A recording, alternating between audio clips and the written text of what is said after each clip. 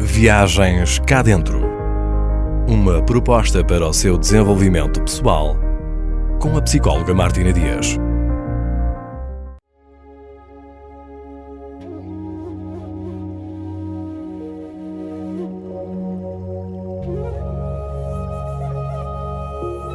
Olá! E depois de um período de pausa, estamos de volta com a rúbrica Viagens cá dentro e com novas propostas de reflexão. Foram muitos os que fizeram também uma pausa para descansar e estão agora a retomar as suas rotinas. E é sobre rotinas e a forma como diariamente organizamos e planeamos o nosso tempo que gostaria de refletir consigo. Na verdade, todos realizamos uma multiplicidade de tarefas no nosso dia-a-dia e às vezes é difícil dividir o tempo entre trabalho, lazer, atividade física, família, refeições e o tão precioso e imprescindível descanso. E uma boa gestão do tempo é fundamental para a promoção do nosso bem-estar pessoal e profissional.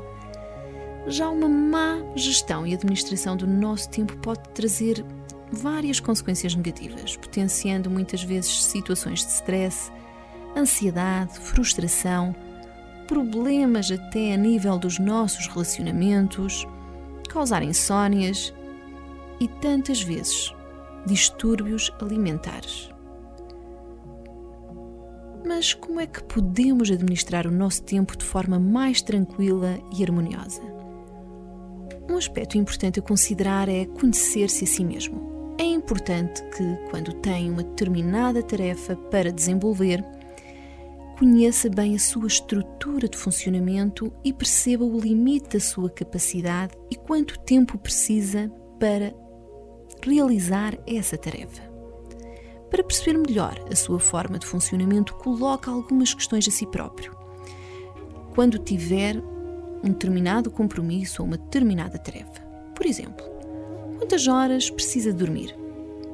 Há pessoas que conseguem ficar a trabalhar a noite toda, há outras para quem isso é impensável, há pessoas que necessitam de dormir 8 horas, para outras 5 horas de sono são suficientes e isto vai influenciar o tempo que vai necessitar para desempenhar a sua tarefa. Quanto tempo consegue manter-se concentrado? Há pessoas que conseguem estar 2 horas seguidas concentrados, para outras pessoas a concentração cai passados alguns minutos.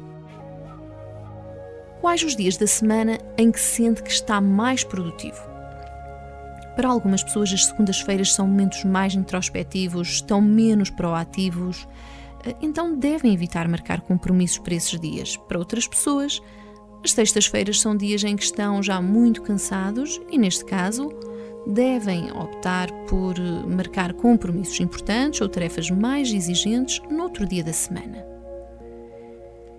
Imagine que tenha um trabalho para entregar e que isso vai exigir que tenha que ler alguns livros, alguns artigos. Vale a pena colocar aqui a questão de quantas páginas eu consigo ler por hora, por exemplo. Esta questão prática vai ajudá-lo a fazer um melhor planeamento e a ter uma noção mais clara do tempo que vai precisar. Uma boa gestão do tempo implica também foco. Evitar dedicar atenção a várias coisas em simultâneo. Foco não é dizer que sim a tudo. Foco é ter a capacidade de dizer não a tudo, menos àquilo que importa de verdade naquele momento. E aí deve dedicar-se a sério a essa tarefa ou compromisso e, quando estiver concluída, passar à próxima tarefa.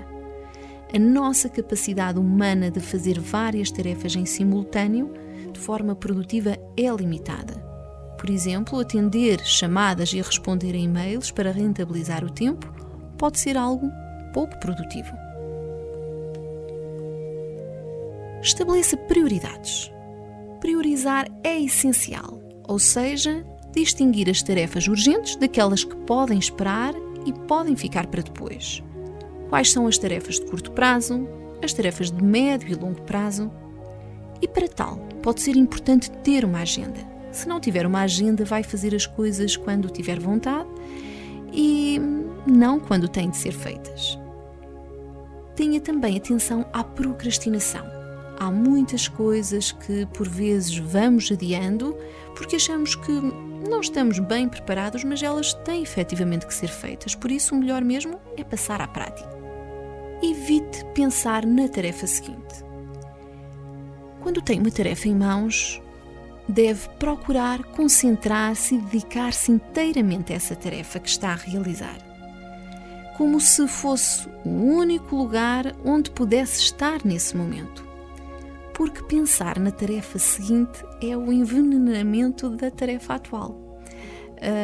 Por exemplo, imagine que está a fazer os trabalhos de casa com o seu filho ou está a fazer uma atividade com o seu filho e está a pensar no que tem para fazer no dia seguinte no seu local de trabalho. Isto vai fazer com que não consiga ter uma presença consciente quando está com o seu filho e ele, naturalmente, vai se aperceber da sua ausência. Use os recursos eletrónicos e não seja usado por eles. Muitas vezes os recursos eletrónicos absorvem muita da nossa atenção, por isso devemos filtrar a informação que interessa, aquilo que é relevante daquilo que é irrelevante. É importante aproveitar os recursos que são realmente importantes e que nos podem ajudar e ignorar aqueles que apenas nos fazem perder tempo. Imagine, por exemplo, que pertence a vários grupos no WhatsApp e que estão sempre a colocar informação que não lhe interessa. Talvez possa barrar essas notificações ou possa até sair desses grupos. Pode ser uma forma de rentabilizar aqui algum tempo.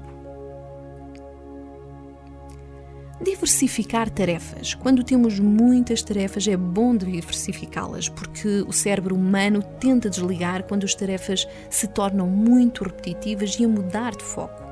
O corpo e o cérebro respondem muito bem a uma atividade física, por exemplo, seguida de uma atividade intelectual, seguida de uma atividade afetiva. Por exemplo, imagine que está a trabalhar num documento de Excel e a seguir vai debruçar sobre a produção de um texto.